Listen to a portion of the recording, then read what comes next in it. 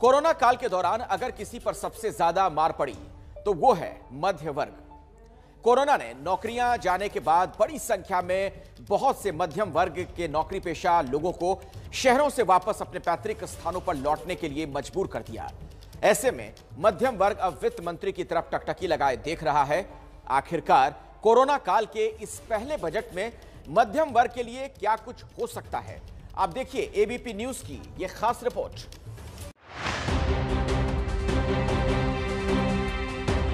मोदी सरकार इस बार बजट में मिडिल क्लास को क्या देगी, इसे लेकर पूरा देश टकटकी लगाए बैठा है। वैसे तो मध्यम वर्ग के लिए बजट में अलग से कोई ऐलान नहीं होते हैं, लेकिन बजट के बहुत से ऐसे प्रावधान होते हैं जो सीधे तौर पर मध्य वर्ग को ही प्रभावित करते हैं। इसमें सबसे ज्यादा दिलचस्पी रहती है इनकम टैक्स को लेकर। ये हैं दिल्ली के रहने वाले राजीव बत्रा। राजीव बत्रा का खिलौनों का रिटेल और मैन्युफैक्चरिंग का बिजनेस है। ये सालाना 20 लाख रुपए से ऊपर कमाते हैं और लाखों का टैक्स भरते हैं। हर साल आने वाले बजट से उम्मीदें लगाते हैं कि सरकार नई पॉलिसी लाए, टैक्स में कुछ रियायत करे ताकि काम को और बढ़ा सके। इस बार कोरोना काल में पहला बजट पेश हो रहा है। ऐसे में कोरोना में जो बिजनेस पर जो बुरा असर पड़ा है, उससे ये काफी परेशान हैं। इनका कहना है कि कोरोना में खर्चे वही के वही रहे हैं और कमाई रुक गई थी। ऐसे में उनका मानना है कि सरकार टैक्स में छूट देकर व्यापारियों की बड़ी मदद कर सकती है। नया साल और नई उम्मीद, इस बार सरकार से लोगों की क्या उम्मीद है बजट को लेकर, और खास करके बात करें तो टैक्स को लेकर? देखिए, मैं 30% स्लैब में टैक्स देता हूं, जो हाईएस्ट स्लैब्स में आता है, तो ज़्यादा है टैक्स आज की डेट में। फिर भी पैसा बचता नहीं है। जब मेरा ये हाल है तो कम लोगों का क्या होता होगा। अगर मैं देखिए, आप ऑर्डिनरी मिडिल इनकम ग्रुप वाला 5 लाख के ऊपर आप स्लैब लगा रहे हैं, बहुत ही मेरे ख्याल से मिडिल इनकम के लिए तो बहुत ही फ़ायदा नहीं है, उसमें बहुत परेशानी होती होगी। तो एक तो मैं सजेस्ट करता हूँ कि स्लैब्स को कम से कम 10 लाख से या 12 लाख से कुछ ऐसा चेंज करें जिससे मिडिल इनकम ग्रुप को रिलीफ मिले। वो मार्केट में स्पेंडिंग ज़्यादा करे तो हम लोगों के पास अपने आप पैसा आता है।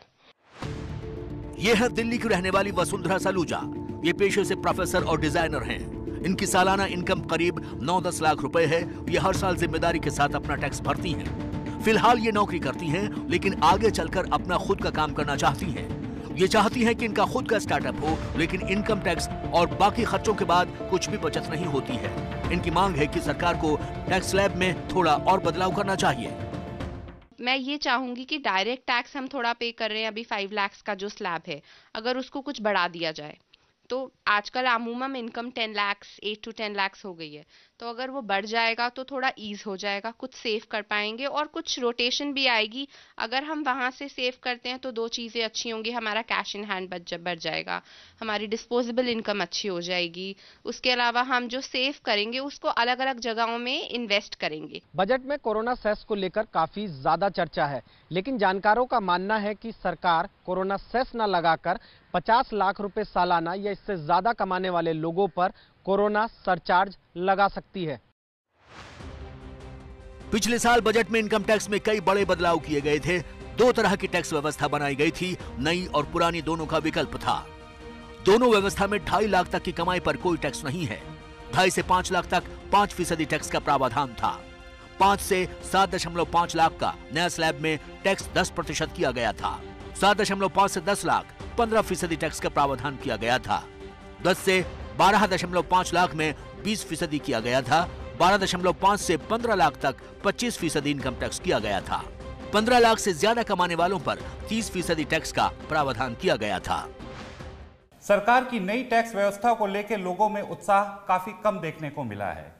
टैक्स एक्सपर्ट्स के अनुसार 20% से भी कम लोग इस नई टैक्स व्यवस्था का हिस्सा बने हैं, और इसमें से ज्यादातर लोग वो हैं जिनकी कोई बचत नहीं होती या जिन्हें कोई खास अलाउंस नहीं मिलता। जो सैलरीड एम्प्लॉई हैं वो जनरली रेंटेड अपार्टमेंट में रहते हैं जी, और बिकॉज वो रेंटेड अपार्टमेंट में रहते हैं उसकी वजह से उनका डिडक्शंस अच्छा होता है फ्रॉम टैक्सेबल इनकम से। करेक्ट। उस वजह से वो प्रिफर करते हैं कि वो ओल्ड रिजिम में ही करें ताकि उनको ठीक से एडवांटेज मिलता रहे। और यही कारण से गवर्नमेंट ने भी रखा है कि जिसको भी बेनिफिट हो वही वो न्यू रिजिम में जाए। अगर आप चाहते हैं कि एटीसी और एटीडी के बेनिफिट्स ना मिले और लोग एचआरए और एलटीए के बेनिफिट्स ना लें क्योंकि वो कॉम्प्लिकेटेड हो जाता है, तो उसकी जगह एटलीस्ट आप इन स्लैब रेट्स को इंक्रीज करिए और सबके लिए स्टैंडर्ड डिडक्शन लाइए, तो कहीं ना कहीं आपके हाथ में जो पैसा है वो ज्यादा आएगा और ये नई जनरेशन को भी खुशी होगी इसके अंदर क्योंकि उनको बेनिफिट भी मिलेगा। जानकारों का मानना है कि सरकार के पास बजट में आमदनी के स्रोत बहुत कम हैं। ऐसे में सरकार कोरोना सरचार्ज तो लगाएगी, लेकिन इसकी मार से मध्य वर्ग को दूर रखने की कोशिश जरूर की जाएगी। ऐसी उम्मीद है कि 50 लाख रुपए सालाना या इससे ज्यादा कमाने वाले लोगों पर ही कोरोना सरचार्ज सरकार आने वाले आम बजट में लगा सकती है।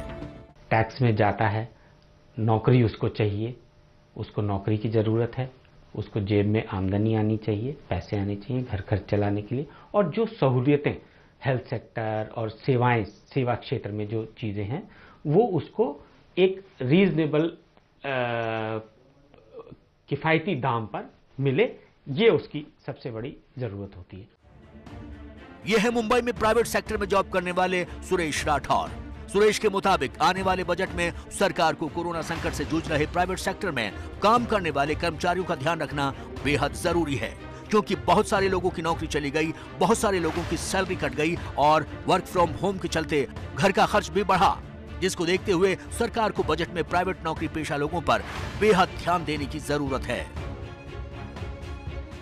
प्राइवेट सेक्टर में काम करने वाले शख्स को क्या चाहिए सरकार से, इस पर बात करने के लिए मेरे साथ हैं सुरेश राठौर जी। मेडिकल बिल्स और जो अलाउंस देते थे उसके चलते ये बंद कर दिया गया, तो घर में जो वृद्ध लोग हैं या यंग लोग हैं जिन्होंने सर्दियां, खांसी या कोरोना से बचने के लिए जो इनिशियल ट्रीटमेंट लिया होगा उसके चलते काफ़ी कुछ खर्चा हुआ महीने का, करीबन 5-10 हज़ार का मिनिमम बिल हुआ होगा। तो ये बढ़ा के जो पहले बंद कर दिया, 50 हज़ार की जो लिमिट थी उसको शुरू करके वो 1 लाख की लिमिट करनी चाहिए। तो मुझे लग रहा है कि इसके चलते जो कामकाजी लोग हैं उनके हाथ में अच्छा खासा एक पैसा रहेगा खर्चा करने के लिए या निवेश करने के लिए। फिर से मध्य वर्ग के लिए जो सबसे ज्यादा मायने रखता है वो है नौकरियां।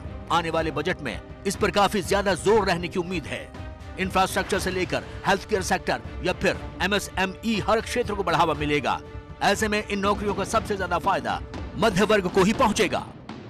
हेल्थ सेक्टर में आपको प्रोत्साहन देने के लिए आपको इंश्योरेंस में कुछ राहत मिल जाए, जिसमें आपको टैक्स में छूट मिल सकती है। आपको इंश्योरेंस प्रीमियम, जो हेल्थ इंश्योरेंस का प्रीमियम है वो 25,000 रुपए से बढ़ाकर हो सकता है कि सरकार 30,000 या 35,000 कर दे, टैक्स छूट वाला। गरीब तबके के लिए आयुष्मान योजना पहले से ही लागू है। ऐसे में बजट में हेल्थ केयर सेक्टर पर जो भी खर्च बढ़ेगा उसका सीधा फायदा मध्य वर्ग को ही पहुंचेगा। अभी स्वास्थ्य बजट देश की GDP का लगभग 1% है। आने वाले बजट में इसको 2 गुना करने की बात सामने आ रही है। ऐसे में हेल्थ केयर के मोर्चे पर मध्य वर्ग को काफी राहत मिलेगी। हेल्थ बजट की कुछ बात होती है तो भी मिडिल क्लास पे इम्पैक्ट होता है, क्योंकि एक बहुत बड़ा तबका है जो आयुष्मान भारत में कवर्ड नहीं है। तो उनके लिए हेल्थ बजट के ऊपर अगर कुछ इंक्रीज होगा तो उनके ऊपर उस पर पॉजिटिव इम्पैक्ट पड़ेगा। अगर हम कहीं भी सेक्टर में जॉब्स की बात करते हैं तो नौकरियां तो खैर प्रोड्यूस होंगी, तो उसका मिडिल क्लास पे भी बहुत बड़ा असर पड़ेगा। ये है आयुष तिवारी, लखनऊ में एक हेल्थ एजुकेशन कंपनी में वरिष्ठ अधिकारी हैं। इनका कहना है कि इस बार के बजट में और स्वास्थ्य, शिक्षा और खेती किसानी पर थोड़ा ज्यादा ध्यान दिया जाए। कोरोना काल में हर किसी को नुकसान हुआ है, मध्य वर्गीय परिवारों ने सबसे ज्यादा झेला है। सरकार को चाहिए कि वो 10 लाख तक की आय को टैक्स फ्री करे, क्योंकि इस आय वर्ग में आने वाले मध्य वर्गीय सर्विस क्लास के लोगों को राहत मिल सके। जैसे गवर्नमेंट ने कहा 40 लाख तक GST माफ करके रखा हुआ है, और जो छोटे व्यापारी हैं उनके लिए, जो मध्यम वर्गीय लोग हैं जिनकी इनकम वाले, टैक्स एग्जम्पशन मुझे लगता है कि 10 लाख तक का अभी छूट गवर्नमेंट को देनी चाहिए। उसके बाद अगर गवर्नमेंट बढ़ाने का विचार करते तो अभी फिलहाल 2021-22 के लिए तो अभी इस पर विचार नहीं करना चाहिए। ये है दिल्ली के प्रीत विहार के रहने वाले विनीत गुप्ता। नई गाड़ी लेने का विचार जरूर किया था, लेकिन आर्थिक तंगी के कारण खरीद नहीं पाए। विनीत पेशे से प्रॉपर्टी डीलर हैं, जिनके पास लॉकडाउन की वजह से कोई ग्राहक महीनों तक नहीं आया। अब भी उनके बिजनेस में तेजी नहीं आई है। 12 साल की बेटी है और एक 17 साल की बेटी है मेरी, तो उनको लेकर घर सब फैमिली कार चाहिए। तो मैं इसलिए सोच रहा XUV में कन्वर्ट करूँ, मेरे सेडान है तो मैं इसको XUV में कन्वर्ट करने की सोच रहा था, तो पॉसिबल नहीं लग रहा। थोड़ा सा बाज़ार की स्थिति ख़राब है, देखते हैं, कुछ लगे हुए अभी क्या एफर्ट्स कर रहे हैं।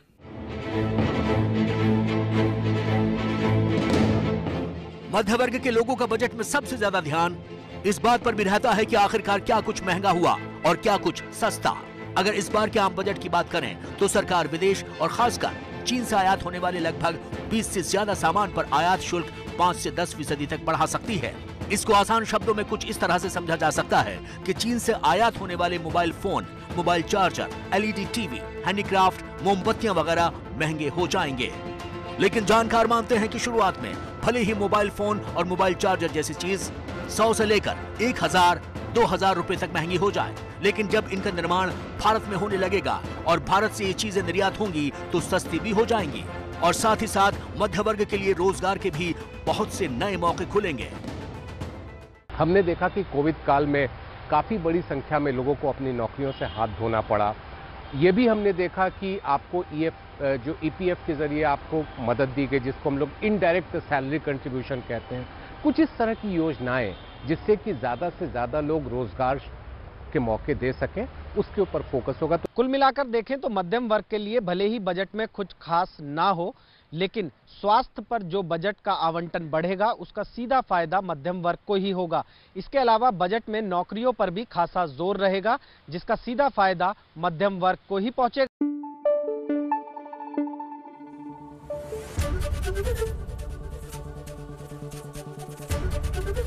ABP न्यूज आपको रखे आगे।